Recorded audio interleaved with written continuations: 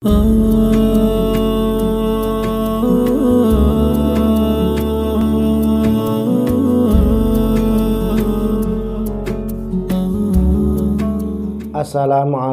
warahmatullahi wabarakatuh. Hamdan wa syukron lillah, wassalatu wassalamu ala rasulillah, sayyidina wa maulana Muhammad ibn Abdillah, wa ala alihi wa sahbihi wa man walah, wala hawla wala quwwata illa billah. Rabbi shrah li sadri wa yassir li amri wahlul 'uqdatam min lisani yafqahu qawli. Amma ba'du. Teman-temanku yang dirahmati Allah Subhanahu wa ta'ala dimanapun Anda berada, alhamdulillah pada kesempatan kali ini kita kembali hadir tentunya dalam keadaan sehat walafiat. Dan pada kesempatan kali ini kami akan menjelaskan satu permasalahan yang mana satu permasalahan ini mungkin kita semua pernah melakukan dan merasakannya. Permasalahan tersebut yaitu menahan hadas, menahan kencing, menahan berberak, menahan buang angin atau kentut saat kita sholat. Nah, ini hal yang sering kita semua lakukan. Maka dari itu kita perlu mengetahui hukumnya atau konsep fikih menanggapi permasalahan yang semacam ini, sehingga nanti kita bisa mengetahui bagaimana dan bisa kita menjauhi apabila ini tidak sesuai dengan konsep-konsep fikih. Teman-temanku yang dirahmati Allah, mari kita pelajari dalam kitab I'anatul Talibin, tepatnya di juz 1 halaman 194. Ada ibarat berbunyi semacam ini: wa kuriha sholatun bimudafa'ati hadasin kabaulin wa ghaitin warihin lil khobaril ati. Dimakruhkan sholat dengan menahan hadas seperti kencing, menahan hadas kencing, menahan hadas berberak ataupun buang angin. Maka ini hukumnya makruh kita menahan saat kita melakukan sholat. Kenapa kok makruh? Wali annaha tukhillu bil khusyu'i. Karena ketika kita menahan hadas bisa menyebabkan hilangnya khusyuk sholat kita. Bayangkan saat kita asik bercengkrama dengan Sang Ilahi, saat kita serius dan fokus menghamba terhadap Allah Subhanahu wa ta'ala, kita dalam satu sisi kita menahan satu hadas, dan ini bisa menyebabkan kefokusan kita menghamba kepada Allah akan ternodai. Nah, ini yang menyebabkan hukumnya adalah makruh. Maka bagaimana? Bal qala jam'un in dhahaba biha batolat. Bahkan menurut jam'un minal ulama, atau dalam kitab lain itu jam'un ini adalah Al-Qadhi Husain. Dalam kitab misalkan Al-Qulyubinya ataupun dalam kitab Mughnil Muhtajnya, beliau mengatakan kalau sampai kita menahan hadas ini bisa menyebabkan hilangnya khusyuk, menurut beliau Al-Qadhi Husain hukumnya adalah batal sholat kita. Maka bagaimana konsepnya agar kita tidak menahan hadas tersebut saat kita sholat? Maka wa yusannu lahu tafrighu nafsihi qabla sholati wa in fatat al jamaah.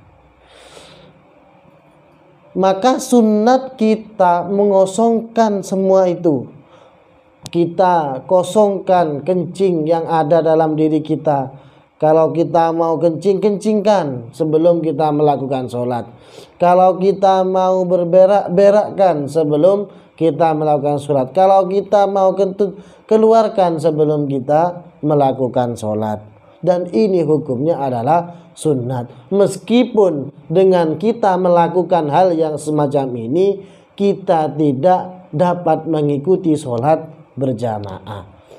Karena apa? Karena kita memandang lebih baik khusyuk pada dalam waktu sholat daripada di sini kita berjamaah. Nah, kita berjamaah tapi kita tidak khusyuk dalam sholat, sehingga di sini dijelaskan lebih baik fal aula, dalam bahasa redaksi lain fal aula lahu tafrighu nafsihi wa infatat al jamaah. Maka lebih baik bagi kita untuk membersihkan diri kita dari semua itu sebelum kita melakukan sholat, meskipun kita akan kehabisan sholat berjamaah. Walaisa lahu al khuruju minal fardi idza toroat lahu fihi. Dan kita tidak boleh keluar dari melakukan sholat fardu apabila adanya hadas tadi datang pada waktu kita sholat. Lah, artinya begini, ketika sebelum sholat kita itu tidak apa-apa, sebelum sholat kita itu tidak merasakan mau kencing, tidak merasakan mau berberak, tidak merasakan mau buang angin. Kita setelah itu melakukan sholat, pas pertengahan sholat kita kok merasa kita mau mengeluarkan sesuatu, maka hukum menahan pada waktu sholat ketika hal tersebut datang di pertengahan sholat, hukumnya adalah tidak makruh. Seperti keterangan yang ada dalam kitab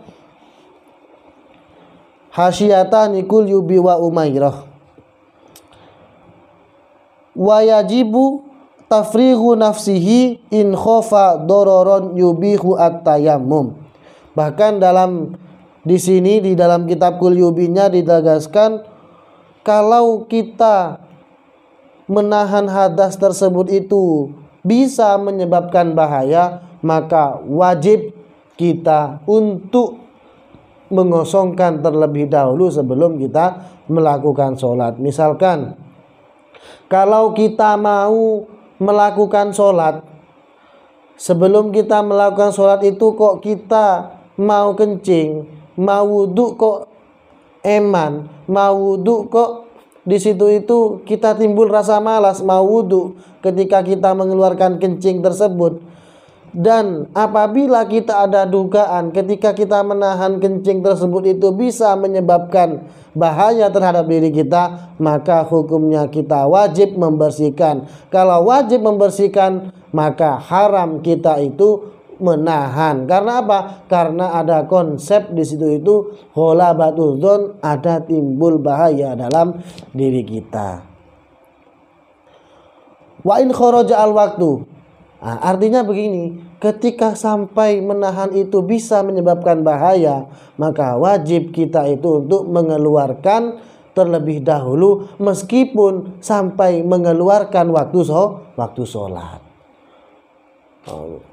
Misalkan waktu sholat kurang 15 menit, kita berberak. Nah, kalau kita tidak berberak, kita punya dugaan, wah ini bisa menyebabkan bahaya terhadap diri kita, sehingga kita wajib mengeluarkan terlebih dahulu. Kalau sudah mengeluarkannya, maka nanti bisa menghabiskan waktu sholat, maka ini tidak apa-apa. Karena apa? Karena di situ itu daf'an lidorori nafsih, karena kita menolak terhadap bahaya yang timbul dalam diri kita. Nah, ini tadi yang sambungan daripada kitab Tolibin, lanjutannya wala karohata fil auridi fil asna'i. Tidak makruh menahan hadas saat kita melakukan sholat yang mana hadas ini timbul pada waktu pertengahan melakukan sholat.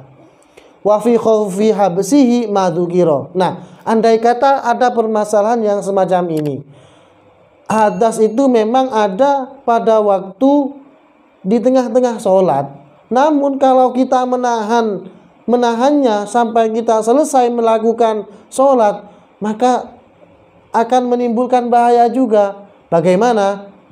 Bagaimana? Maka wa fi khaufi habsi madukiro, maka ketika kita khawatir hal yang tersebut itu menahan hadas yang timbul di tengah-tengah sholat dan khawatir terjadi apa-apa dalam diri kita, maka wajib kita itu untuk keluar daripada sholat. Artinya kita boleh untuk membatalkan sholat, seperti keterangan yang ada dalam kitab Mughnil Muhtaj dan kitab-kitab yang lain. Maka dapat kita simpulkan hukum menahan hadas, baik itu berupa angin, baik itu berupa berak, baik itu berupa kencing, hukumnya adalah makruh saat kita melakukan sholat. Sehingga sunat bagi kita untuk mengosongkan terlebih dahulu apa yang ada dalam diri kita, semisalkan kencing dan juga yang lainnya tadi, sebelum kita melakukan sholat, meskipun akan ketinggalan sholat berjamaah. Dan bahkan wajib hukumnya bagi kita untuk terlebih dahulu mengosongkan diri kita dari kencing dan sebagainya apabila kita khawatir kalau kita menahannya timbul bahaya terhadap diri kita.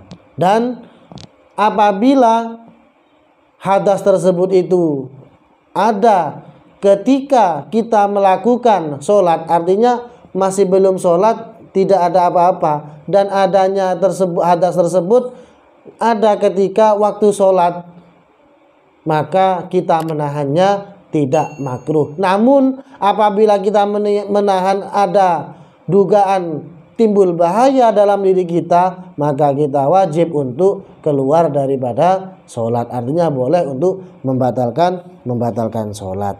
Wallahu a'lam bishawab. Mungkin cukup itu yang bisa kami jelaskan. Kurang lebihnya mohon maaf. Assalamualaikum warahmatullahi wabarakatuh.